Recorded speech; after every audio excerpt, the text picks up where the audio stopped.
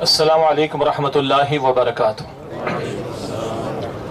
الحمدللہ الذی ہدانا لہذا وما كنا لنہتدی لولا ان ہدانا اللہ۔ الحمدللہ رب العالمین والصلاة والسلام علی سید الانبیاء والمرسلین، اما بعد فاعوذ باللہ من الشیطان الرجیم، بسم اللہ الرحمن الرحیم۔ یا ایہا الذین آمنوا آمنوا باللہ ورسولہ والکتاب الذی نزل علی رسولہ والکتاب الذی انزل من قبل، وقال اللہ تبارک وتعالی یا ایہا الذین آمنوا اتقوا اللہ حق تقاتہ ولا تموتن الا وانتم مسلمون، وقال اللہ تبارک وتعالی یا ایہا الذین آمنوا ادخلوا فی السلم کافہ ولا تتبعوا خطوات الشیطان انہو لکم عدو مبین۔ صدق اللہ العظیم۔ اللہم صلی علی محمد وعلی آل محمد وبارک وسلم۔ رب اشرح لی صدری ویسر لی امری واحلل عقدۃ من لسانی یفقہوا قولی واجعل لی وزیرا من اہلی آمین یا رب العالمین۔ سب سے پہلے میں اللہ سبحانہ وتعالیٰ کا شکر ادا کرتا ہوں کہ اس کی توفیق سے ہم دین کی نسبت سے اور دین کی باتوں کو سمجھنے کے لیے اس وقت یہاں پر جمع ہیں۔ اس کے بعد میں آپ تمام حضرات و خواتین کا شکریہ ادا کرتا ہوں کہ آپ نے تنظیم اسلامی کی جانب سے ہماری اس دعوت کو قبول کیا اور اس وقت آپ ہمارے ساتھ ہیں۔ اللہ تعالی ہم سب کا یہاں پر جمع ہونا بیٹھنا قبول فرمائیں۔ ممکن ہے ہماری آواز کچھ گھروں میں بھی پہنچ رہی ہو، ہم کوشش تو یہ کریں گے کہ ہماری آواز سے کسی کو دقت نہ ہو، البتہ اگر کچھ آواز آپ کے گھروں میں پہنچ رہی ہے تو ہم صرف اتنا تعاون چاہیں گے کہ اس کو تھوڑا سا آپ برداشت کر لیجئے، اللہ تعالیٰ آپ کو اس کا بھی اجر عظیم عطا فرمائے۔ ایک بات کی وضاحت میں ابھی بھی کر رہا ہوں اور ممکن ہے آخر میں بھی کر دی جائے کہ جب اس طرح کے ارینجمنٹ کے ساتھ کوئی دینی اجتماع ہوتا ہے، باقی اجتماعات کے بارے میں، شادی بیاہ کے معاملے میں، سیاسی جلسوں کے بارے میں تو سوال نہیں اٹھتا، لیکن اگر کوئی دینی تقریب یا دینی محفل کا انعقاد ہوتا ہے تو ایک سوال آتا ہے کہ بجلی کہاں سے آئی ہے۔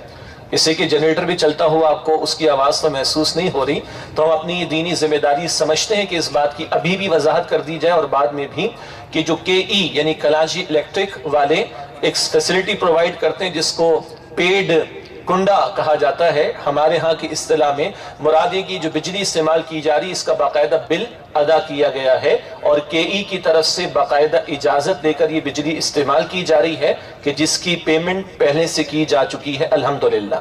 اس کے علاوہ جو بھی یہاں کی یو سی ہے وہاں سے باقاعدہ اجازت اس پروگرام کے انعقاد کے لیے وہ لی جا چکی ہے۔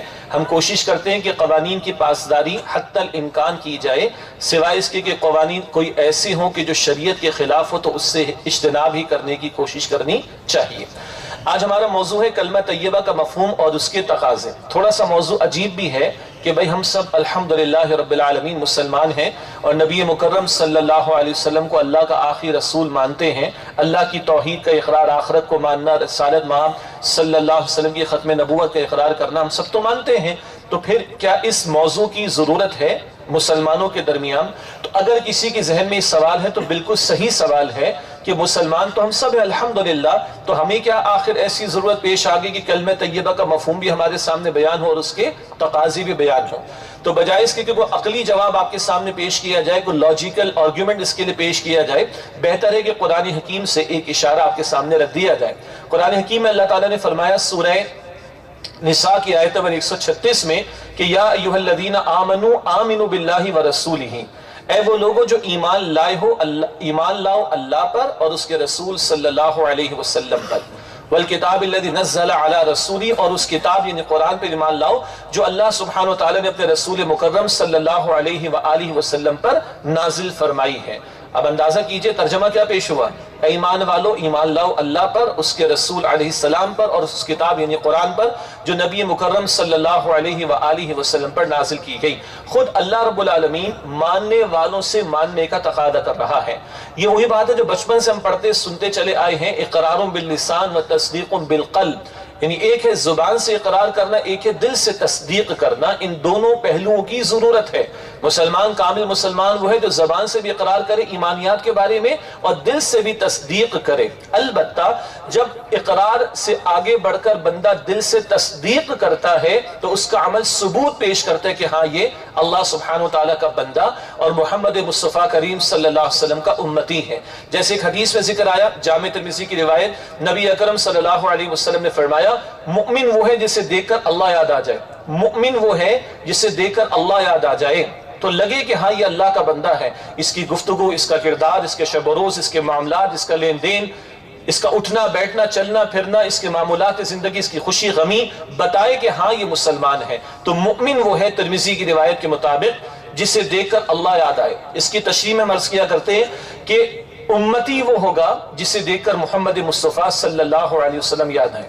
हदीस में तो ये है मुमिन वो है जिसे देखकर अल्लाह याद आए, तो उम्मती कौन होगा जिससे देखकर नबी करीम सल्लल्लाहु ताला अलैहि वसल्लम याद आए। अल्लाह हमें भी ऐसा बना दे कि वाक़अतन हमारे तर्ज अमल से पता चले कि अल्लाह के बंदे हैं और पता चले कि नबी अकरम सल्लल्लाहु अलैहि वसल्लम के उम्मती हैं।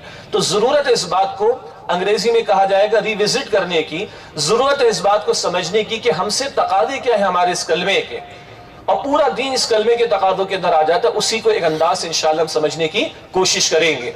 तो पहली बात, कुरान खुद कहता है ईमान वालों से ईमान लाओ। इसकी एक और सादा तर्जुमानी ये है, एक है अल्लाह को मानना और एक है अल्लाह की मानना, एक है रसूलुल्लाह सल्लल्लाहु अलैहि वसल्लम को मानना और एक है रसूलुल्लाह सल्लल्लाहु अलैहि वसल्लम की मानना, एक है कुरान हकीम को मानना और एक है कुरान हकीम की मानना। तो अल्लाह को तो सब मानते हैं मुसलमान, नबी अकरम सल्लल्लाहु अलैहि वसल्लम को सब मानते हैं मुसलमान, और कुरान हकीम को सब मानते हैं मुसलमान। मगर क्या अल्लाह की मान भी रहे हैं, नबी करीम सल्लल्लाहु अलैहि वसल्लम की मान भी रहे हैं, कुरान हकीम की मान भी रहे हैं? ये है असल में हमारा मौजू के इस कलमा तैयबा का मफहूम क्या है और इसके तकाजे क्या हैं। इसकी एक और अहमियत दो तीन एतबार से समझते फिर इंशाअल्लाह बराह रास्त मज़मून यानी मफहूम और तकाज़ों के बयान की तरफ आएंगे। अहमियत का एक पहलू ये है, एक शख्स 70 बरस का काफिर हो, यानी 70 बरस से वो कुफ्र में मुब्तला हो, और आज कलमा पढ़ ले, आज गवाही दे दे अशहदु अल्ला इलाहा इल्लल्लाह व अशहदु अन्ना मुहम्मदन अब्दुहु व रसूलुहु सल्लल्लाहु अलैहि वसल्लम, क्या फर्क हो जाएगा? सारे 70 बरस के गुनाह माफ। अल्लाह के रसूल अलैहि सलाम की हदीस मुस्लिम शरीफ में, इस्लाम कबूल कर लिया जाना पिछले सारे गुनाहों को मिटा देता है। ये एक कलमा अशहदु अल्ला इलाहा इल्लल्लाह व अशहदु अन्ना मुहम्मदन अब्दुहु व रसूलुहु सल्लल्लाहु अलैहि वसल्लम, इधर इकरार करे 70 बरस का कुफ्र माफ, 70 बरस के गुनाह माफ, और वो 2 अरब मुसलमानों की जमात में शामिल, और अगर इसी वक्त इंतकाल कर जाए तो पाकीज़गी की हालत में दुनिया से जाएगा। ये एक कलमा। और इसके बरअक्स 60-70 बरस का मुसलमान हो, दयानतदार, ईमानदार, दीनदार, सब कुछ हो, अल्लाह माफ रखे, अल्लाह अपने हिफ्ज़-ओ-मान में रखे, अल्लाह उस बुरे खात्मे से बचाए, आखिर में जाते जाते कलमा कुफ्र जबान से कह दे, अल्लाह महफूज रखे, सारी जिंदगी के गुनाह, सारी जिंदगी की नेकियां खत्म। और अगर इस हालत पर गया तो गया काम से। एक कलमे का फर्क, एक कलमे का फर्क, एक कलमे का फर्क। एक और अंदाज से समझिए, 14 सदियों पहले 40 साल तक रसूलुल्लाह अलैहि सल्लल्लाहु अलैहि वसल्लम को लोगों ने अस-सादिक कहा, अल-अमीन कहा, अमानत रखवाई, फैसले कराए, सब कुछ कराया। जैसे ही आपने कहा क़ूलू ला इलाहा इल्लल्लाह तुफ़्लिहू, लोगों कहो अल्लाह के सिवा कोई माबूद नहीं, तुम फलाह पा जाओगे, कामयाबी हासिल कर लोगे। जैसे ही आपने ये कहा लोग आपके दुश्मन बनना शुरू हो गए, मआज़ल्लाह। और कुरान नकल करता है, किसी ने मजनू कहा मआज़ल्लाह, किसी ने साहिर जादूगर कहा मआज़ल्लाह, किसी ने कहा ये कहीं से पढ़वा कर ले आए मआज़ल्लाह, कहीं से लिखवा कर ले आए मआज़ल्लाह, इन्ना लिल्लाह अस्तग़फिरुल्लाह। जैसे ही आपने कलमा पेश किया लोग जान के दुश्मन हो गए। सगा चाचा अबू लहब दुश्मन नंबर 1 हो गया, सबको मालूम है। यही कलमा पेश हुआ ना, 40 साल तक लोग कह रहे हैं सादिक है, अमीन है, फैसले कराए, अमानत रखवाई। जैसे कलमा पेश किया आप देखिए क्या हो रहा है। एक और पहलू, ये कलमा बिलाल के सामने आता है रज़ी अल्लाह तआला अन्हु, और बिलाल कबूल करते हैं सोच समझ कर, और इतना कबूल करते हैं कि बिलाल को तपती रेत पे लिटाया जाता है रज़ी अल्लाह तआला अन्हु, सीने पर भारी पत्थर रखा जाता है, खून की उल्टियां मुंह से आ जाती हैं, और बिलाल की जबान पर अहदुन अहद अहदुन अहद, एक अकेला अल्लाह सुब्हानहु व तआला जिसके साथ कोई शरीक नहीं। जान देने को बिलाल तैयार है, कलमा छोड़ने को तैयार है। ऐसा ही है ना। और ये कलमा अबू जहल को भी समझ आ गया था, उसको पता था इसका मफहूम क्या है। फिर चौधराहट मेरी नहीं चलेगी, हाकमियत मेरी नहीं चलेगी, मनमानी मेरी नहीं चलेगी, और ये 360 बुतों के नाम पर जो हम खाते हैं, हमारे जो पेट भरते हैं, ये सब खत्म हो जाएगा। खूब समझ आ गई। इसने कलमे की मुखालिफत पर जान दी। बदर में कत्ल हुआ ना, जब ग़ज़वा बदर में कत्ल हुआ तो नबी अकरम सल्लल्लाहु अलैहि वसल्लम ने इरशाद फरमाया, आज इस उम्मत का फिरौन कत्ल हुआ। अल्लाहु अकबर, आज इस उम्मत का फिरौन कत्ल हुआ है। कलमा एक ही था, بلال جان دینے کو تیار، کلمہ چھوڑنے کو تیار نہیں، اور ابو جہل نے جان دے دی اس کلمے کی مخالفت پر، قبول کر کے نہیں چھوڑا۔ یہ صرف چند اشارے ہیں۔ 70 برس کا کافر کلمہ پڑھے سب معاف، 70 برس کا مؤمن کلمے کا انکار کر دے کفر میں گیا جہنم میں، استغفر اللہ۔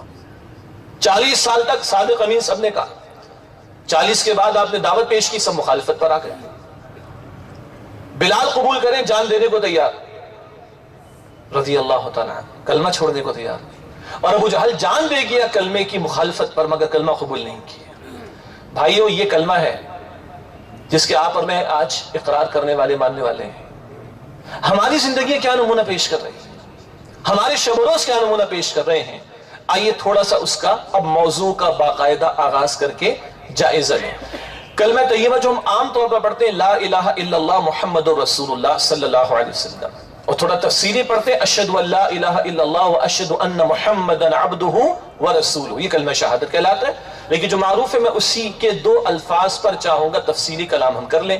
لا الہ الا اللہ محمد رسول اللہ صلی اللہ علیہ وآلہ وسلم، عام ہم ترجمہ کرتے ہیں، صحیح ہے وہ لا الہ الا اللہ، اللہ کے سوا کوئی الہ یعنی معبود نہیں، محمد رسول اللہ، محمد صلی اللہ علیہ وآلہ وسلم اللہ سبحانہ وتعالی کے رسول، اور مزید ہم کہتے ہیں اللہ کے آخری رسول ہیں۔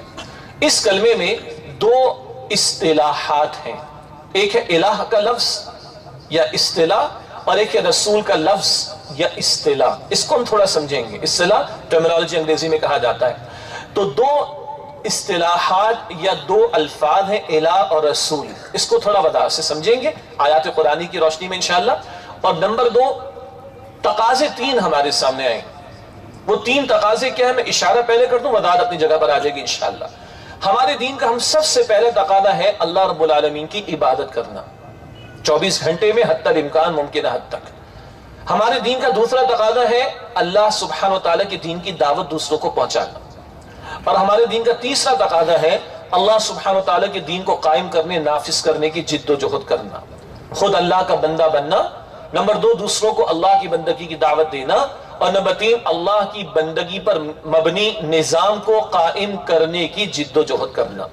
اصطلاحات 2 ہیں، تقاضے 3 ہیں جو انہی میں سے نکل کر آئیں گے انشاءاللہ تعالی۔ پہلی اصطلاح الہ، عربی کا لفظ ہے، قرآن نے جا بجا استعمال کیا، ہم لوگ کچھ آیات پڑھتے بھی ہیں، اللہ لا الہ الا ہو، یہ بھی ہمارے علم آیت ہے، اور هو اللہ الذی لا الہ الا ہو، بار بار قرآن نے لفظ استعمال کیا۔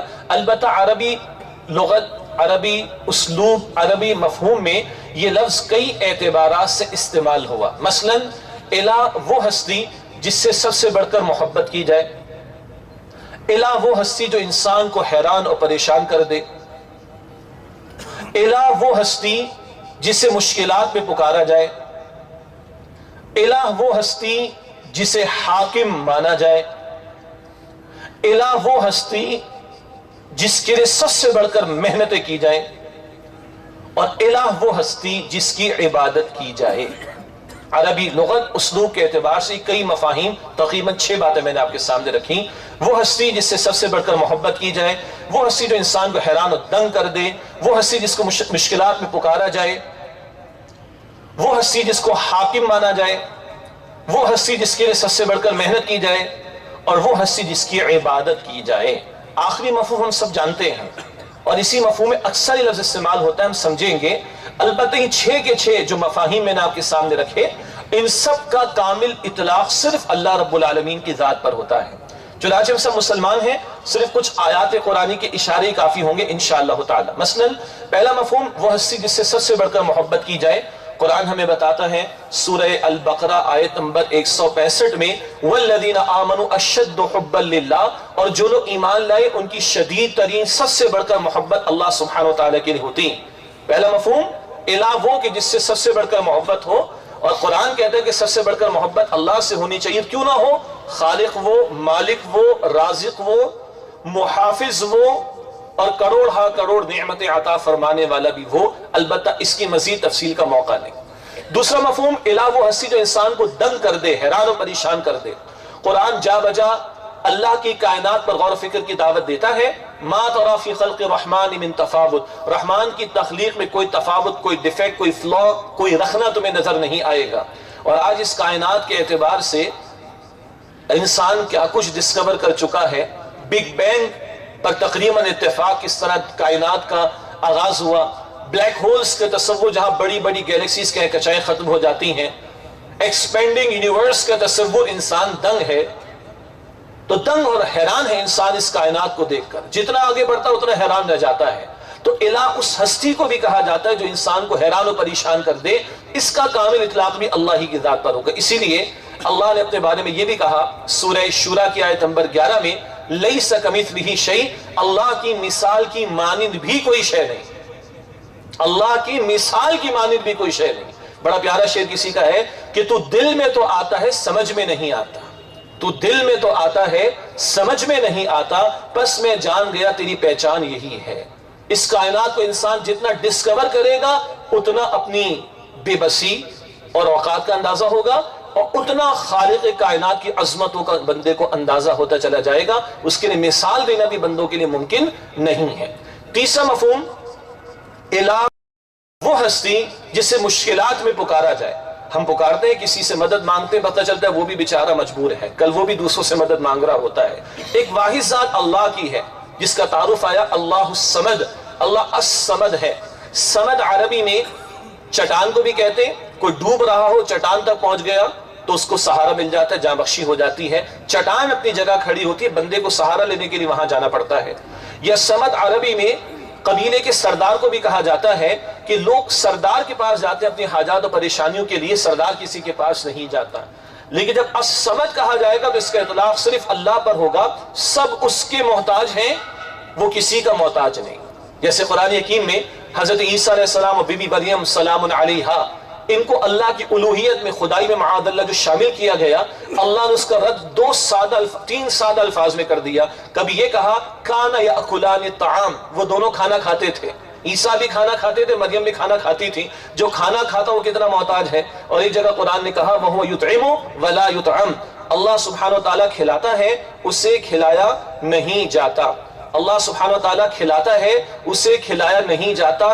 سب اس کے محتاج ہے, وہ کسی کا محتاج نہیں. تو الصمد کا کامل اطلاق بھی اللہ سبحانہ وتعالیٰ کی ذات پر ہوگا. ایک چھوٹی سی گزارش ہے, جو تنظیم اسلامی کے رفقا ہیں ان سے گزارش ہے کہ وہ کرسیاں دوسرے ساتھیوں کے لیے خالی کر دیں اور کچھ نیچے بھی آ جائیں. اللہ تعالیٰ آپ کو جزائے خیر عطا فرمائے. اور جو کرسیاں خالی ہو رہی ہیں, اگلی کرسیوں کو پہلے مکمل کر لیجئے تاکہ بعد میں پھر اس اعلان کی نوبت پیش نہ آئے. اللہ آپ کو جزائے خیر عطا فرمائے. رفقائے تنظیم خاص طور پر جو کچھ ایثار کر سکتے ہیں, بزرگوں سے ہم نہیں کہہ رہے, رفقائے تنظیم کچھ ایثار کر لیں اور عذرائے کرم اگلی کرسیوں کو پہلے مکمل کر لیجئے. جزاکم اللہ خیرا کثیرا. جی بسم اللہ الرحمن الرحیم. چوتھا مفہوم یہ ہے جس ہستی کو حاکم مانا جائے, حاکم جس کے اختیار میں سب کچھ ہو. اختیار تو دنیا کے بادشاہوں کے پاس بھی تھوڑے بہت ہیں, حتیٰ کہ فرعون نے بھی خدائی کا دعویٰ کیا مگر رب العالمین نے اس کو بھی غرق کر دیا. جی تو ایسے دعوے دار بھی غرق کر دیے گئے, دھسا دیے گئے, مٹا دیے گئے. یہ کامل اختیار رکھنے والے نہیں. العزیز اللہ نے اپنا تعارف کرایا, کل اختیار رکھنے والا وہ اللہ سبحانہ وتعالی. اور اپنے بارے میں اس سے کہا لا يسأل عما يفعل وهم يسألون, اللہ جو کچھ کرتا ہے اللہ سے کوشچن نہیں ہو سکتا, اللہ سے سوال نہیں ہو سکتا. وهم يسألون, سوال تو مخلوق سے, بندوں سے ہوگا. اور 3 مرتبہ قرآن نے اللہ کی حاکمیت کے بارے میں فرمایا. سورہ انعام کی آیت نمبر 57 میں بھی ان الحکم الا للہ, حکم کا اختیار صرف اللہ سبحانہ وتعالی کے لیے ہے. آج یہ تصور امت کے دماغوں سے اٹھ چکا ہے. اسی لیے آج مسلم ممالک میں بھی سیکولرزم کے نعرے لگ رہے ہیں, حالانکہ ہمارا دین کہتا ہے حاکمیت بندوں کے لیے نہیں ہے, حاکمیت اللہ سبحانہ وتعالی کے لیے ہے. تو چوتھا مفہوم, الہ کا لفظ عربی میں حاکم کے لیے بھی استعمال ہوتا ہے, لیکن حاکمیت کلیت اختیار وہ اللہ سبحانہ وتعالی کے پاس. پانچواں جس مفہوم میں یہ لفظ الہ کا استعمال ہوتا ہے, پہلا مفہوم آیا جس سے سب سے بڑھ کر محبت ہو. پھر ہمارے سامنے ذکر آیا کہ جس کو بندہ اپنے حاجات کے لیے پکارے, پھر جس کی طرف بندہ رجوع کرے. پھر یہ ذکر آیا کہ جس کو اپنا وہ حاکم سمجھے. اب پانچواں مفہوم جو یہ ہے وہ یہ کہ اللہ سبحانہ وتعالی جس شخصیت کے لیے یا ہستی کے لیے بندہ سب سے بڑھ کر محنت کرتا ہے وہ الہ بنتی ہے اس کے لیے. یہ بات عجیب لگ رہی ہے, کبھی حدیث میں یہ ذکر بھی آیا تعیس عبد الدینار و عبد الدرہم، ہلاک ہو گیا درہم کا بندہ اور دینار کا بندہ، ساری محنتیں مال کے لیے لگی ہوئی تو اللہ معبود کہاں رہا اس کا۔ تو پانچواں مفہوم علاقہ یہ کہ جس ہستی کے لیے سب سے بڑھ کر محنتیں کی جائیں، قرآن یہ بھی کہتا ہے کہ تمہاری سب سے بڑھ کر محنت اللہ سبحانہ وتعالیٰ کے لیے ہونی چاہیے۔ قرآن نے کہا سورۃ الانعام آیت نمبر 162 میں قل ان صلاتي ونسكي ومحياي ومماتي للہ رب العالمین، اے نبی صلی اللہ علیہ وسلم فرما دیجئے بے شک میری نماز اور میرا روزہ، میری نماز اور میری قربانی اور میرا جینا اور میرا مرنا سب اللہ سبحانہ وتعالیٰ کے لیے تمام جہان والوں کا رب ہے۔ اور چھٹا مفہوم معروف ہے، البتہ لغوی اعتبار سے، لٹرل میننگ کے اعتبار سے، لغت کے مفہوم کے اعتبار سے الہ اسے کہتے ہیں جس کی عبادت کی جائے، اور یہ عبادت کبھی نفس کی بھی ہوتی ہے، خطرناک بات ہے۔ قرآن کہتا ہے ارائیت من اتخذ الہہ ہواہ، سورہ فرقان آیت نمبر 43، کیا تم نے اس شخص کو دیکھا جس نے اپنی خواہش نفس کو اپنا معبود بنا لیا، اللہ کا حکم چھوڑ کر وہ نفس کا حکم مان لے، تو اس لمحے معبود کون ہوا؟ نفس ہوا، حالانکہ معبود ہونا کون چاہیے؟ معبود حقیقی اللہ سبحانہ وتعالی۔ تو چھٹا مفہوم معروف ہے جس کو ہم سب جانتے ہیں، وہ ہستی جس کی عبادت کی جائے، اور عبادت کا مستحق صرف اور صرف اللہ سبحانہ وتعالی، اور اسی مقصد کے لیے اللہ نے مجھے اور آپ کو زمین پر بھیجا۔ اور قرآن کہتا ہے سورہ داریات کی آیت نمبر 56 میں وَمَا خَلَقْتُ الْجِنَّ وَالْإِنسَ إِلَّا لِيَعْبُدُونَ، اللہ نے فرمایا کہ میں نے تمام جنات اور انسانوں کو صرف اپنی عبادت کے لیے پیدا کیا۔ تو یہ تھوڑا سی علمی گفتگو بھی اس میں آ گئی۔ 6 اعتبارات سے مفاہیم ہمارے سامنے آئے، جس میں سے آخری مفہوم جس کی عبادت کی جائے، البتہ ان تمام کے تمام مفاہیم کا کامل اطلاق بھی اللہ کے لیے ہوتا ہے، اور ان سب اعتبارات سے مستحق بھی وہی ہے۔ سب سے بڑھ کر محبت اس سے کی جائے، اسی کو مشکلات میں پکارا جائے، اسی کو حاکم مانا جائے، اسی کے لیے سب سے بڑھ کر محنت کی جائے، اور اسی سے توقعات رکھی جائے، اور اسی کو سمجھا جائے کہ اس سے بڑھ کر کسی کی ذات نہیں، اور اسی کی عبادت کی جائے۔ کیا ہے عبادت؟ سادہ سے الفاظ میں ہم اس کا ترجمہ کرتے ہیں بندگی کرنا، پرستش کرنا۔ عبادت کا لفظ بنا عبد سے عربی میں، اور عبد غلام کو کہا جاتا ہے عربی میں۔ غلام ہم واقف ہیں، غلام 24 گھنٹے کا غلام ہوتا ہے، ملازم نہیں۔ ملازم کسی خاص کام کے لیے ہوتا ہے، 8-10 گھنٹے کے لیے ہوتا ہے، غلام 24 گھنٹے کا ہوتا ہے اور ہر کام کے لیے ہوتا ہے۔ وہاں سے لفظ قرآن نے استعمال کیا عبد سے عبادت۔ تو اللہ کی ہم نے کرنی ہے عبادت، اور کتنے گھنٹے کرنی ہے بھائی؟ 24 گھنٹے، ماشاءاللہ، اس پر سب کا اتفاق ہے الحمدللہ۔ سادہ سی بات، اللہ کتنے گھنٹے ہمارا معبود ہے؟ کوئی کہہ سکتا ہے رمضان شریف میں، کوئی کہہ سکتا ہے کہ جمعے کے 2 گھنٹے، کوئی کہہ سکتا ہے کہ 5 وقتہ نماز کے 2 گھنٹے، نہیں۔ اللہ 24 گھنٹے معبود ہے، تو اس کی عبادت کا تقاضا بھی 24 گھنٹوں کے لیے ہے۔ یہ بات تھوڑی پریشان کرتی ہے، ابھی آسان بھی ہو جائے گی انشاءاللہ، کیونکہ اللہ کہتا ہے میں نے پیدا ہی اسی کام کے لیے کیا، اور کچھ کرنا ہی نہیں تم نے، تو 24 گھنٹہ بننا کیا چاہیے؟ عبادت کیسے ہوگی عرض کریں گے آگے انشاءاللہ۔ پھر عبادت کو اہل علم نے فرمایا کہ اس کے 2 بنیادی حصے ہیں، ایک شدید درجے کی محبت اور ایک مکمل طور پر اطاعت کرنا۔ حد درجے کی محبت اور مکمل طور پر اطاعت کرنا، یہ 2 باتیں جمع ہوں تو پھر عبادت بنے گی۔ شدید ترین محبت بھی کس کے لیے؟ اللہ کے لیے، اور کامل اطاعت کس کی؟ اللہ سبحانہ وتعالیٰ کی۔ یہ 2 باتیں جمع ہو تو عبادت بنتی ہے۔ غلام مجبوراً غلام ہوتا ہے، اگر اس کو بھاگنے کا موقع ملے تو کبھی وہ رکتا نہیں ہے۔ ہمیں جو اللہ کی عبادت کرنی ہے وہ مجبوراً نہیں کرنی، محبت کے جذبے کے ساتھ۔ اور وہ محبت کیا ہے بھلا؟ فَبِأَيِّ آلَاءِ رَبِّكُمَا تُكَذِّبَانِ، کروڑ ہا کروڑ نعمتیں دینے والا وہ اللہ سبحانہ وتعالی، وہی تمہاری عبادت کا سب سے بڑھ کر مستحق ہے۔ بہرحال یہ گوشہ بھی واضح رہنا چاہیے کہ وہی خالق، وہی مالک، وہی رازق، وہی محافظ، وہی حقدار ہے سب سے بڑھ کر محبتوں کا، اور اس محبت کا پھر تقاضا کہ اس کے احکامات پر عمل کرو۔ کیسے؟ وہ کلمے کے دوسرے حصے میں بات آ جائے گی انشاءاللہ تعالی۔ 1-2 سادہ سی باتیں اور سمجھ لیں تاکہ پریشانی جو تھوڑی سی ہو جاتی ہے وہ دور ہو جائے۔ کچھ اعمال براہ راست وہ عبادت کہلاتے ہیں، اہل علم اس کو کہتے ہیں تعبدی امور۔ کچھ اعمال براہ راست عبادت ہے، بندہ رکوع میں کھڑا ہے، سجدہ کر رہا ہے، طواف کر رہا ہے، روزہ رکھا ہوا ہے، قربانی پیش کر رہا ہے، تلاوت کر رہا ہے، ذکر کر رہا ہے، یہ تعبدی امور ہے، یہ براہ راست اعمال عبادت والے۔ مگر بہت سارے کام جو بندوں سے متعلق ہوتے ہیں، شب و روز کے معاملات سے متعلق ہوتے ہیں، وہ براہ راست تو عبادت نہیں، وہ تعبدی امور نہیں، مگر اللہ کے حکم اور نبی علیہ السلام کے طریقے کی وجہ سے وہ ثواب کا کام بن جاتے تو وہ بھی عبادت میں شمار ہو جائیں گے۔ میرے اور آپ کے رسول نے فرمایا علیہ السلام، اپنی والدہ کو، اپنے والد کو تم شفقت اور محبت سے دیکھتے ہو تو کیا ملتا ہے؟ ایک حج کا ثواب، اور مقبول حج کا ثواب۔ دیکھتا رہو ماں کو اور باپ کو، محبت سے دیکھ رہا ہوں، تو رب نے بھی کہا کہ ماں باپ کے ساتھ اس سے سلوک کرو، اور رب کے پیغمبر نے بتایا کہ محبت سے ماں کو باپ کو دیکھتے ہو تو ایک مقبول حج کا ثواب ملے گا۔ اب صحابی کہتے ہیں اللہ کے رسول نے 100 مرتبہ دیکھو دن میں، تو کہا دیکھو اللہ کے خزانوں میں کوئی کمی نہیں ہے۔ اب یہ عمل عبادت ہے، معاملہ والدین کے ساتھ ہے، لیکن جب رب کے حکم کے مطابق اور نبی علیہ السلام کی تعلیم و طریقے کے مطابق ہوگا تو یہ بھی عبادت میں شمار ہو جائے گا۔ اور دین اتنا پیارا ہے، وہ یہ بھی کہتا ہے کہ اللہ کی عبادت تو کرنی، لیکن یاد رکھنا تمہارے نفس کا بھی تم پر حق ہے۔ تو نبی علیہ السلام نے فرمایا کہ لنفسک علیک حق ولزوجک علیک حق ولزورک علیک حق ولعینیک علیک حق، تمہارے نفس کا، تمہاری بیوی کا، تمہارے مہمان کا، تمہاری آنکھ کا مراد جسم کا بھی تم پر حق ہے۔ اس جسم کو بھی آرام دو، اپنی بیوی کے بھی حقوق ادا کرو، اور اپنے مہمان کا بھی اکرام کرو۔ یہ اعمال تو ہیں بندوں سے متعلق، اسی لیے تو کہتے ہیں دین کیا ہے؟ حقوق اللہ کو ادا کرنا اور حقوق عباد کو ادا کرنا۔ اسی لیے تو کہتے ہیں نا، کچھ براہ راست اعمال ہیں تعبدی امور عبادت والے، اور بہت سارے معاملات ان میں جب اللہ اور اس کے رسول علیہ السلام کے حکم کو سامنے رکھیں گے تو وہ بھی عبادت میں شمار ہو جائیں گے۔ اللہ تعالی ہمیں اس تصور کے ساتھ 24 گھنٹے، خواہ وہ نماز کا وقت ہو، وہ کاروبار کا وقت ہو، وہ شادی کا موقع ہو، وہ غمی کا کوئی موقع ہو، وہ گھر والوں کے ساتھ رویہ ہو، کسے باشد زندگی کا کوئی مرحلہ ہے، اللہ کا حکم، اس کے نبی علیہ السلام کی تعلیم کیا ہے، یہ اگر ہم دیکھ لیں تو انشاءاللہ وہ عبادت بنتا چلا جائے گا۔ کلمے کا دوسرا حصہ، اور اس میں ہم پڑھتے ہیں محمد الرسول اللہ، محمد مصطفیٰ صلی اللہ علیہ وسلم اللہ کے رسول ہیں، یہ ہم ترجمہ کرتے ہیں۔ البتہ اس میں بات شامل عقیدے کے اعتبار سے کہ وہ اللہ کے آخری رسول ہیں۔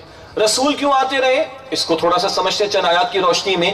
رسول اس لیے آئے کہ ان کی اطاعت کی جائے تاکہ اللہ کی عبادت ہو سکے۔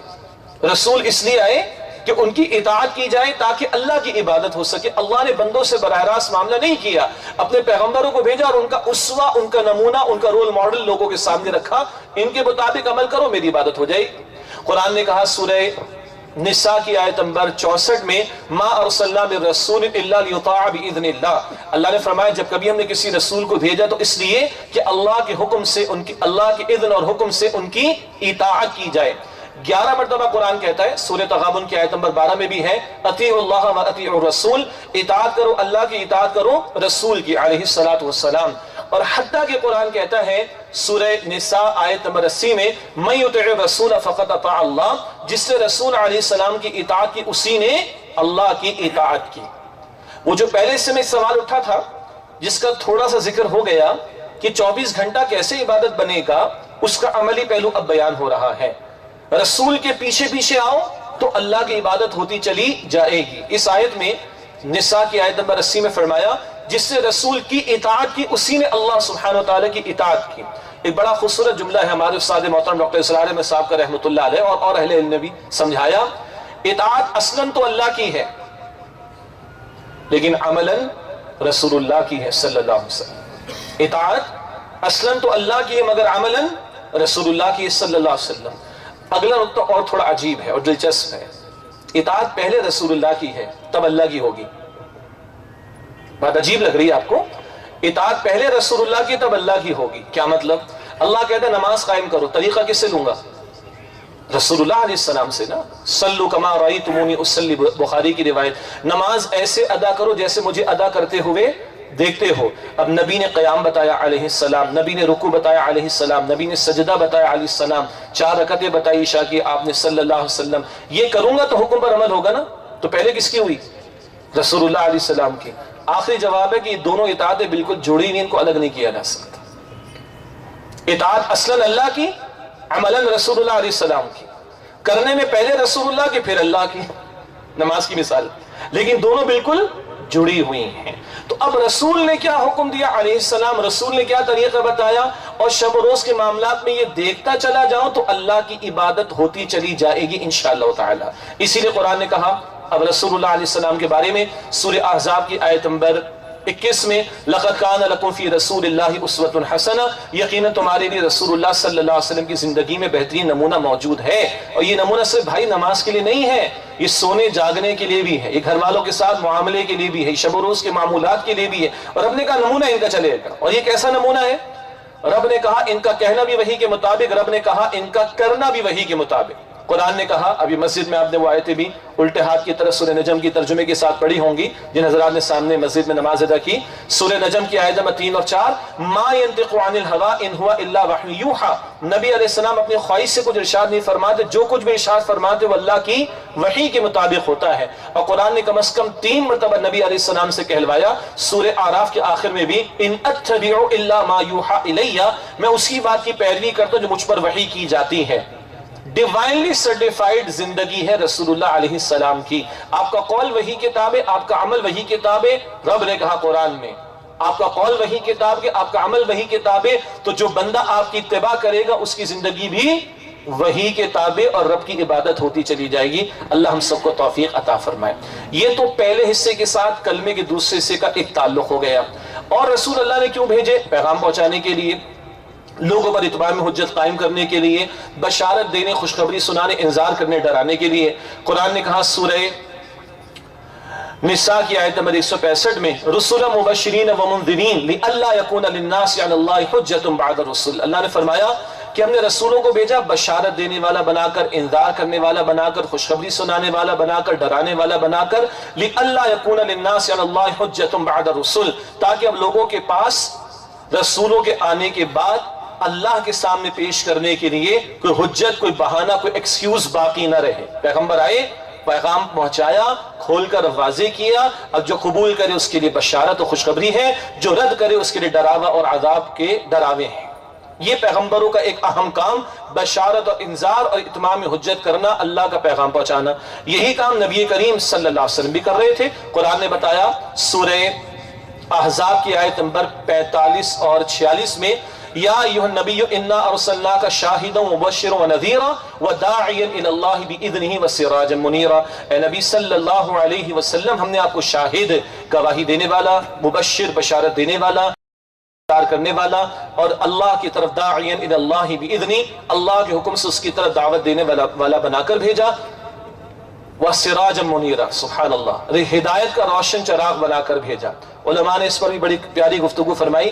ایک سورج ہدایت کا روشن چراغ کہا قرآن نے، ایک سورج صبح نکلا شام میں غروب ہو گیا۔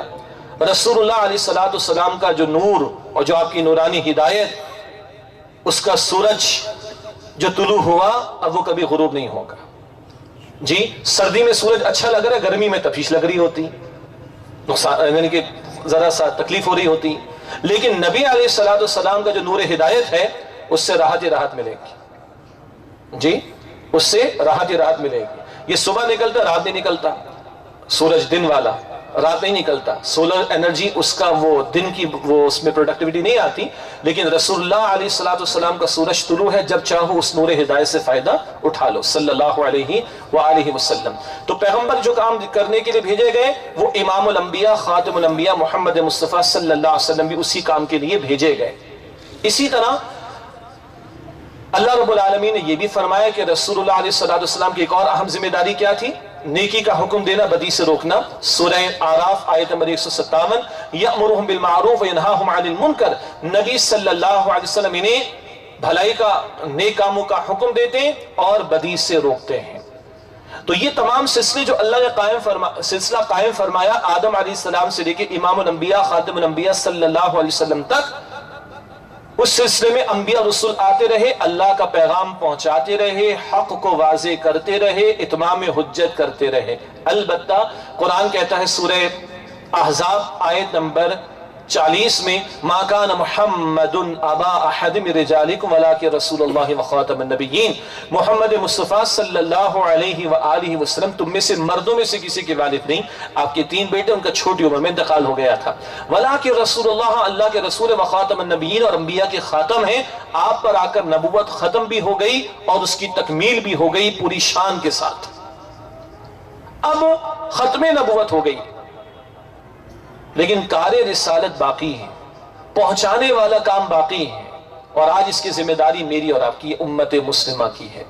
میں نے شروع میں عرض کیا تھا اصطلاحات دو ہم سمجھیں گے، تقاضے کتنے سمجھیں گے؟ تین۔ پہلا تقاضا اللہ کے بندے بنو 24 گھنٹے، کوشش کرو۔ دوسرا تقاضا اللہ کی بندگی کی دعوت دوسروں کو دو۔ اب وہ کام جو انبیاء کرتے تھے، وہ کام جو رسول کرتے تھے، وہ کام جو امام الانبیاء کر رہے تھے صلی اللہ علیہ وسلم، اب وہ اس امت کے کاندھوں پر ہے۔ اب اس امت کو کھڑا کیا گیا شہادت علی الناس کے لیے، شاہد رسول اللہ بھی شاہد اب یہ امت بنے گی صلی اللہ علیہ وسلم، شاہد اب یہ امت بنے گی۔ نیکی کا حکم دے رہے تھے، بدی سے روک رہے تھے رسول اللہ علیہ السلام، یہ کام امت نے کرنا ہے۔ چنانچہ قرآن نے کہا سورہ البقرہ آیت نمبر 143 میں وَكَذَلِكَ جَعَلْنَاكُمْ أُمَّةً وَسَطًا لِتَكُونُوا شُهَدَاءَ عَلَى النَّاسِ وَيَكُونَ الرَّسُولُ عَلَيْكُمْ شَهِيدًا، مسلمانوں ہم نے تمہیں ایک درمیانی امت بنایا تاکہ تم لوگوں پر گواہ بنو، شہید گواہی دینے والے، اور رسول اللہ علیہ السلام تم پر شہید یعنی گواہی دینے والے ہو جائیں۔ ان سے ہم تک پہنچ گیا، اب انسانوں کی اربوں کی تعداد ہے جن تک یہ کلمہ نہیں پہنچا، ان تک پہنچانے کی ذمہ داری میری اور آپ کی ہے۔ یہ ہے بھائی، اس کام کے لیے مجھے اور آپ کو اس امت میں برپا کیا گیا۔ یہ وہ امت کہ روایات میں ذکر کہ بنی اسرائیل کے علماء اس امت میں شامل ہونے کی تمنا کرتے تھے، اور اللہ نے مجھے اور آپ کو نبی مکرم صلی اللہ علیہ وسلم کا امتی بنایا، مگر ذمہ داری کے ساتھ۔ پہلے انبیاء اور رسول یہ کام کر رہے تھے، نبی اکرم علیہ السلام شہادت کا فریضہ، گواہی کا فریضہ، دین پہنچانے کا فریضہ انجام دے رہے تھے۔ اب یہ اس امت کی ذمہ داری ہے، اور اس امت کو اسی مقصد کے لیے کھڑا کیا گیا۔ ایک اور انداز سے قرآن نے کہا سورہ آل عمران آیت نمبر 110 میں کنتم خیر امت اخرجت للناس تأمرون بالمعروف وتنہون عن المنکر وتؤمنون باللہ، تم بہترین امت ہو جنہیں انسانوں کے لیے برپا کیا گیا، لوگوں کے لیے برپا کیا گیا۔ دنیا والے اپنے لیے جیتے، اپنی فکر کرتے، تم نے اپنے ساتھ دوسروں کی فکر بھی کرنی، تمہیں دوسروں کے لیے برپا کیا گیا۔ تم نیکی کا حکم دو گے، تم بدی سے روکو گے۔ وہ کام جو پہلے نبی اکرم صلی اللہ علیہ وسلم کر رہے تھے، آج وہ اس امت کے کاندھوں پر ہے۔ تمہیں دوسروں کے لیے برپا کیا گیا، تم نیکی کا حکم دو گے، تم بدی سے روکو گے۔ وَتُؤْمِنُونَ بِاللَّهِ، تم اللہ پر ایمان رکھتے ہو۔ توجہ کیجئے گا، قرآن میں اکثر و بیشتر ایمان کا ذکر پہلے آتا ہے، عمل کا بیان بعد میں آتا ہے۔ آمنوا وعملوا الصالحات، آمنوا وعملوا الصالحات، قرآن کریم میں اکثر ایمان کا ذکر پہلے آتا ہے اور عمل کا بیان بعد میں آتا ہے۔ یہ خیر امت والی آیت میں ترتیب مختلف ہے، عمل کا بیان پہلے، ایمان کا بیان بعد میں۔ تم بہترین امت ہو، تمہیں لوگوں کے لیے برپا کیا گیا، تم نیکی کا حکم دو گے، تم بدی سے روکو گے، اور تم اللہ پر ایمان رکھتے ہو۔ کیا مطلب؟ تم صرف کلمہ پڑھ کر بیٹھ جاؤ تو یہ کون سے کمال کی بات ہے؟ کلمہ تو لوگ پہلے بھی پڑھتے تھے، پچھلے انبیاء کا کلمہ پڑھنے والے کلمہ پڑھنے والے تھے نا، تو تم کیوں خیر امت ہو پھر؟ تو کلمہ قبول کر کے تم بیٹھے رہو تو یہ خیر امت والی بات نہیں۔ کلمہ پڑھنے کے بعد ختم نبوت کے طفیل اب تمہارے کاندھوں پر جو کام ہے وہ کام کرو، وہ ذمہ داری ادا کرو، وہ شہادت علی الناس والے فریضے کو ادا کرو، وہ نیکی کا حکم دینا، بدی سے روکنا، وہ کام کرو، تو تم خیر امت ہو۔ تو ایمان کا بیان بعد میں اور عمل کا ذکر پہلے آیا ہے۔ یہ دوسرا حصہ گفتگو کا ایک درجے میں مکمل ہوا کہ اب وہ انبیاء اور رسول کے سلسلے کے ختم ہو جانے کے بعد اور نبی کریم صلی اللہ علیہ وسلم کی ختم نبوت کے طفیل، اب یہ ذمہ داری میرے اور آپ کے کاندھوں پر ہے امتی ہونے کے ناطے۔ اور درد دل سے یہ بات رکھو، امتی وہی امتی کہلائے گا جو امت والا کام کرے۔ جی، امتی وہی امتی کہلائے گا جو امت والا کام کر رہا ہو، دعوے سے محض جو ہے وہ امتی نہیں کہلائے۔ کلمہ گو مسلمان تو سب ہیں، مگر نبی علیہ السلام جو کام ہمارے حوالے کر گئے حجۃ الوداع کے موقع پر، فَلْيُبَلِّغِ الشَّاهِدُ الْغَائِبُ، تم میں سے جو لوگ یہاں پر موجود ہیں اس پیغام کو ان لوگوں تک پہنچا دے جو یہاں پر موجود نہیں ہیں۔ اب یہ میری اور آپ کی ذمہ داری ہے۔ ہاں، اس کی فضیلتیں بھی ہیں۔ اللہ کے نبی علیہ السلام نے فرمایا خیر کی دعوت دینے والا ایسے ہی جیسے کہ خیر کا عمل کرنے والا، تم دوسروں کو خیر کی طرف بلاؤ، وہ نیک عمل کرے، اتنا اجر اللہ تمہیں بھی عطا کرے گا۔ مسلم کی روایت۔ نبی علیہ السلام نے فرمایا تمہاری وجہ سے شخص ہدایت کی راہ پر آ جاتا ہے، اے علی تمہارے لیے 100 سرخ اونٹوں سے زیادہ قیمتی دولت ہے۔ سرخ اونٹ اس زمانے کی بہت بڑی قیمتی سواری ہوتی تھی، 14 صدیوں پہلے کی۔ 100 سرخ اونٹوں سے زیادہ قیمتی بات ہے کہ تمہاری وجہ سے کوئی حق کی طرف آ جائے، خیر کی طرف آ جائے۔ اور نبی اکرم علیہ السلام نے فرمایا، بلکہ دعا دی اللہ کے رسول علیہ السلام نے، سبحان اللہ، آپ نے دعا دی اللہ اس بندے کو خوش و خرم رکھے، خوشحال رکھے جو مجھ سے کوئی بات سنے اور ایسے ہی دوسروں کو پہنچا دے۔ اللہ میرے اور آپ کے حق میں اس دعا کو قبول فرمائے۔ ہم کہتے ہیں، لکھتے، پڑھتے ہیں، ماں کی دعا جنت کی ہوا۔ ہماری ماؤں کا سایہ اللہ ہم پر قائم رکھے. بہت بڑی بات ہے ماں کی دعا. لیکن رسول اللہ علیہ السلام کی حرمت اور ناموس کے لیے ہماری اور ہماری ماؤں کی جانیں قربان. ماں کی دعا اگر جنت کی ہوا تو رسول اللہ کی دعا کیا شے ہوگی, اندازہ کیجئے ذرا. اور رسول اللہ دعا دے رہے علیہ السلام, اللہ اس بندے کو خوش و خرم رکھے, تر و تازہ رکھے, جو مجھ سے کوئی بات سنے اور ایسے ہی دوسروں کو پہنچا دے.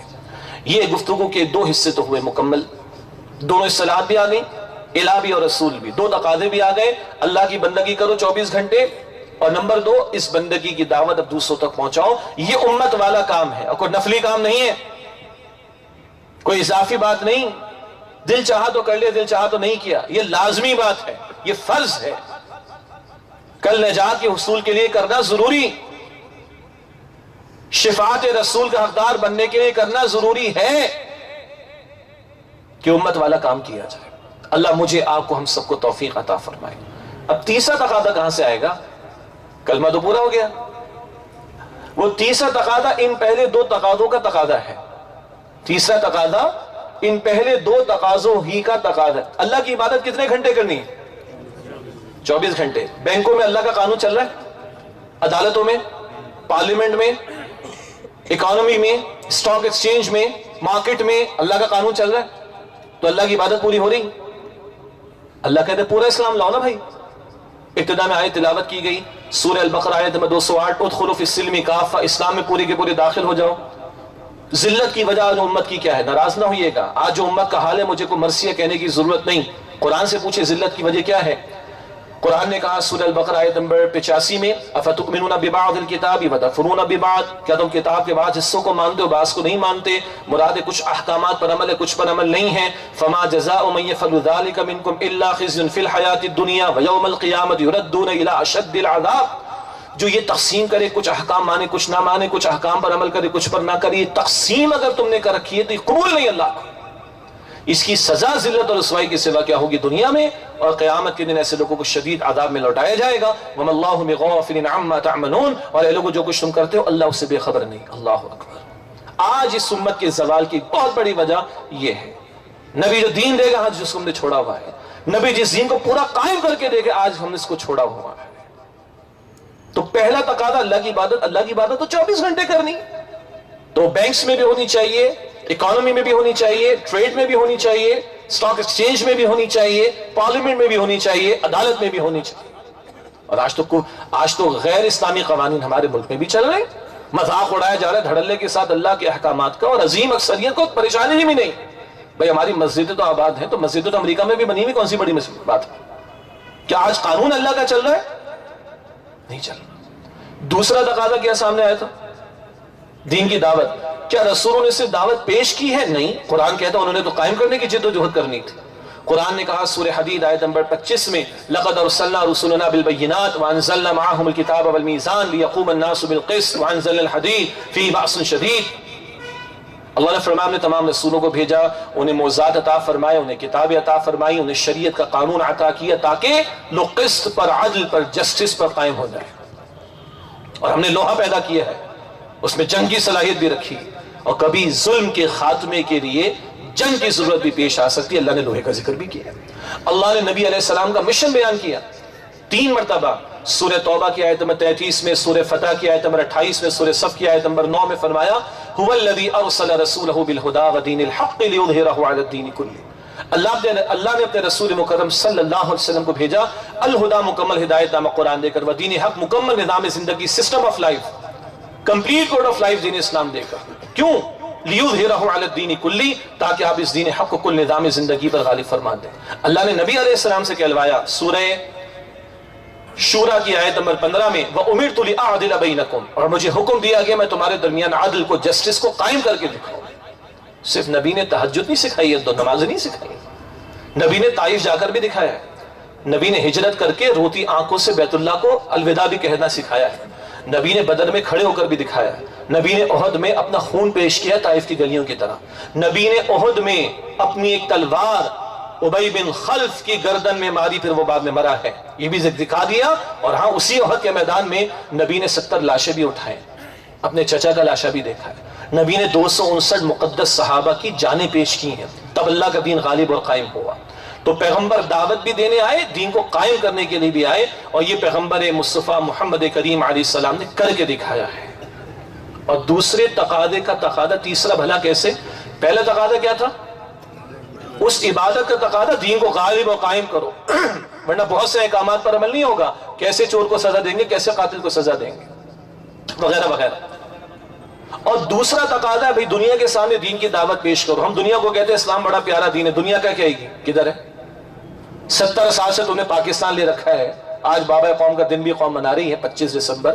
انہوں نے بھی کہا تھا ہمارا کانسٹیٹیوشن قرآن ہوگا، انہوں نے بھی کہا تھا کہ اب ہمیں خلافت راشدہ کے اصولوں کے مطابق اس دور کی جدید اسلامی ریاست لوگوں کے سامنے پیش کرنی ہے۔ 70 سال سے ہمارے پاس یہ ملک ہے، کیا کیا ہم نے اس کے ساتھ؟ سب کو پتہ ہے۔ آج ہم دنیا کو کہیں قرآن بڑا پیارا کلام، دین بڑا، اسلام بڑا پیارا ہے، وہ کہیں گے ہے کہاں ہے؟ کوئی ایک ملک دکھا دو 57 ملکوں میں سے جہاں تم نے اللہ کا دین قائم کیا، اور وہ جو اسلام کے نام پر تم نے ملک لیا اس میں یہ بے حیائی کا طوفان، یہ سود کے دھندے، یہ شریعت کی خلاف ورزیاں، یہ اسلام ہے؟ یہ ہے قرض ہمارے ذمہ، یہ ہے تیسرا تقاضا۔ اور قرآن کہتا ہے ایمان والوں کو سورہ شورا کی آیت نمبر 13 میں اقیموا الدین ولا تتفرقوا فیہ، دین کو قائم کرو، اس بارے میں کسی تفرقے میں مبتلا نہ ہو جاؤ۔ قرآن کہتا ہے سورہ نساء اور سورہ مائدہ میں کونوا قوامین بالقسط، کھڑے ہو جاؤ قسط کے عدل کے قائم کرنے والے بن کر۔ ہماری قریبی مسجد میں عشاء 7:45 بجے ہے، تو جب اس کی اذان کی آواز آئے گی امید اس سے پہلے ہم ختم کر لیں گے، اگر درمیان میں اذان کی آواز آئی تو اس کا ہم جواب بھی دیں گے، انشاءاللہ آپ تسلی رکھیے گا۔ تو قرآن کہتا ہے کونوا قوامین بالقسط، ایمان والو اب تم کھڑے ہو جاؤ قسط کے عدل کے قائم کرنے والے بن کر۔ یہ ہے بھائی تیسرا تقاضا امتی ہونے کے ناطے۔ پہلا تقاضا ہمارے سامنے آیا اللہ کی بندگی کرو 24 گھنٹے، کوشش کرو۔ دوسرا تقاضا اللہ کی بندگی کی دعوت دوسروں کو پہنچاؤ۔ تیسرا تقاضا اللہ کی بندگی پر مبنی نظام کو قائم کرنے کی جد و جہد کرو۔ یہ ہے جو فرائض ہمارے سامنے واضح ہیں، اور یہ اسی کلمہ طیبہ کے تقاضے ہمارے سامنے آئے۔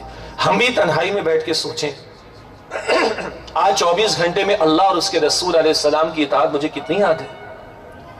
آج اللہ کے نبی علیہ السلام کی دعوت کے کام سے مجھے کتنی نسبت ہے؟ آج اللہ کے دین کی مغلوبیت پر مجھے کوڑن ہے، افسوس ہے کہ نہیں؟ اے خاص اے خاصان رسول وقت دعا ہے، امت پہ تیری آ کے عجب وقت پڑا ہے، وہ دین جو بڑی شان سے نکلا تھا وطن سے، پردیس میں آج غریب الغربا ہے۔ گلاس ہمارے گھر میں ٹوٹے ہمیں تکلیف ہوتی ہے، اسمارٹ فون کی سکرین ٹوٹے ہمیں پریشانی ہوتی ہے، گھر کی چھت تھوڑی سی گر جائے ہمیں بہت تکلیف ہوتی ہے۔ میرے رسول کا لایا ہوا دین اگر مغلوب ہے تو مجھے پریشانی ہے۔ میرے نبی کی تعلیمات کا مذاق اڑایا جاتا ہے، میرے اللہ سبحانہ و تعالیٰ اور اس کے کلام کے احکامات پامال کیے جاتے ہیں، آج ہمیں تکلیف ہے۔ ہمارے سیاسی لیڈروں کی شان میں گستاخیوں شہر جلا دیتے ہیں۔ اللہ کی بھی کوئی ناموس ہے کہ نہیں؟ رسول اللہ کی بھی کوئی ناموس ہے کہ نہیں؟ دین کی بھی کوئی حرمت ہے کہ نہیں؟ غیرت ایمانی بھی کسی شے کا نام ہے کہ نہیں؟ یہ ہم سے مطالبہ ہے۔ مہاراج یہ دعوت ہے جو تنظیم اسلامی پیش کرتی ہے۔ ہم کسی سے نوٹ کا مطالبہ نہیں کرتے، کسی سے ووٹ کا مطالبہ نہیں کرتے۔ ہم کہتے ہیں بھائی اللہ کا دین ہے، ہم سب مسلمان ہیں، ہم کوئی فرقہ واریت کی مسلک پرستی کی باتیں نہیں کرتے۔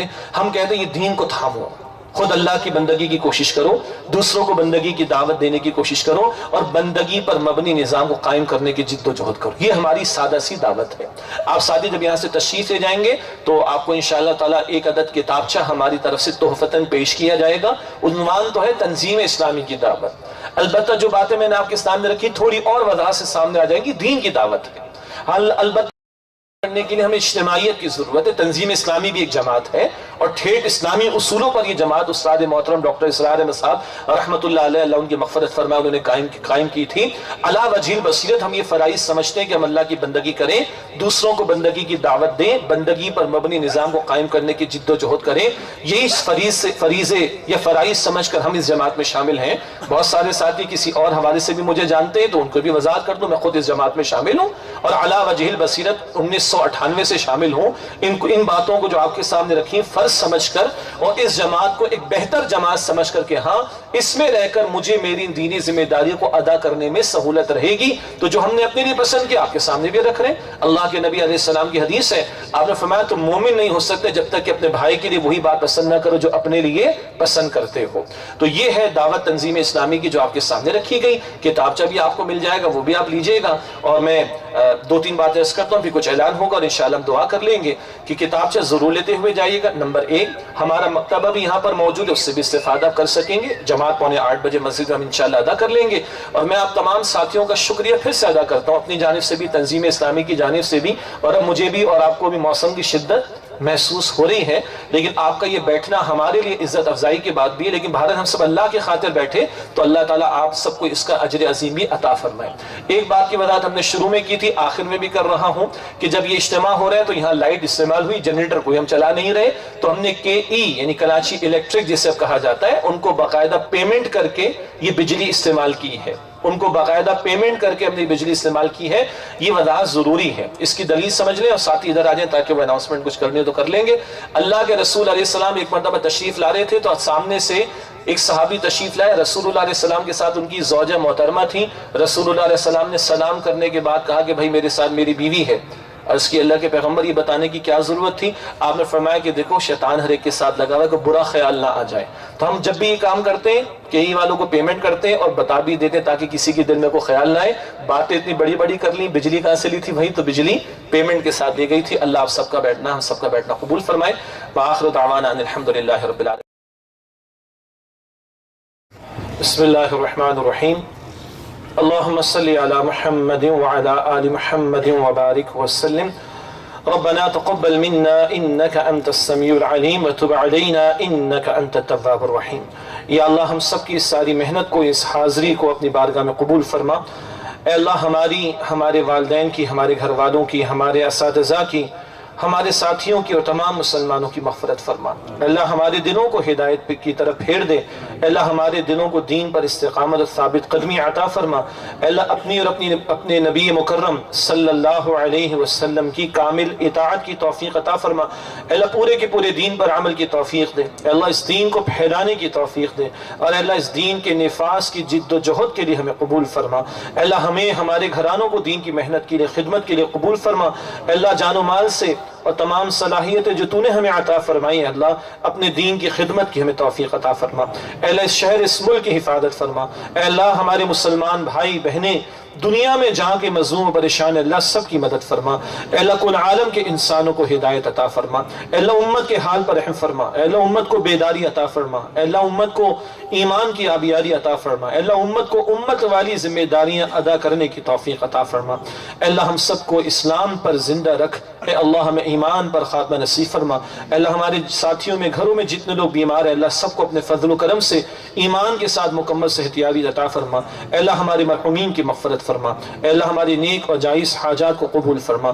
یا اللہ ہم سب کو موت کی سختی سے، قبر کے عذاب سے، قیامت کی ذلت سے، جہنم کی آگ سے محفوظ فرما۔ اے اللہ ہم سب کے حساب کو آسان فرما۔ اے اللہ روز قیامت نبی مکرم صلی اللہ علیہ وسلم کی شفاعت نصیب فرما۔